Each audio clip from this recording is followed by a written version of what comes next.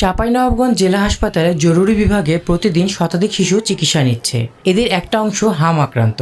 4 শিশু হামে মারা যাওয়ার পর নড়ে চড়ে বসেছে হাসপাতাল কর্তৃপক্ষ, কিন্তু এখনও কোনো আইসিইউর ব্যবস্থা করতে পারেননি তারা। সংকট রয়েছে ডাক্তার ও নার্সদের।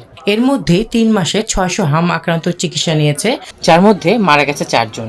যদিও সংখ্যাটি আরও বেশি বলে দাবি স্থানীয়দের। পর্যাপ্ত বেড না থাকায় গাদাগাদি করে থাকতে হচ্ছে রোগী ও স্বজনদের। এই অবস্থান ওষুধ সহ সব সংকট সমাধান চান রোগীর স্বজনরা। প্রথমে জ্বর হয়েছিল, দিয়ে মানে ঠান্ডা কাশি, 4 দিন পরে হাম বের হয়ে গেল। ঈদের দিন থেকে জ্বর, তারপর থেকে এই হাম বেরোটা হচ্ছে আর 3-4 দিন ধরে। আর হাম বাড়া হয়েছে, এটা 15 দিন বিছানা করে আছে, কিছু খাচ্ছে না। তাই নিয়ে এসেছি, আপনার ওষুধ পানি চলছে, তাও চলছে।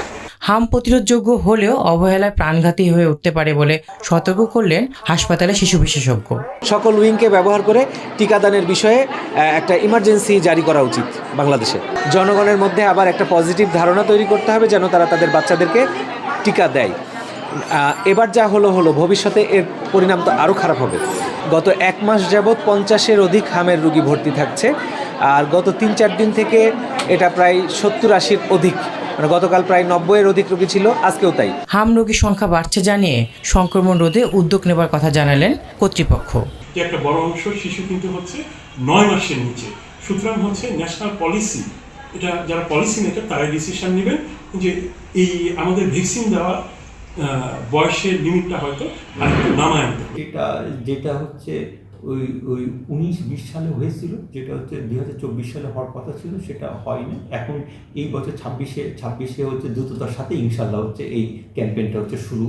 তীব্রতা, যে আমের তীব্রতা কমানোর জন্য ভিটামিন এটা খাওয়ানো, যদি শর্টেজ থাকলে পরে আমরা একটা নির্দেশনা দিয়ে দেবো, তাহলে স্থানীয়ভাবে ক্রয় করে হচ্ছে দিয়ে দেওয়ার জন্য, যদি শর্ট থাকলে পারে। হাম প্রতিরোধে সরকারকে দ্রুত পদক্ষেপ নেওয়ার আহ্বান জেলা সবার। Desk report, RTNN।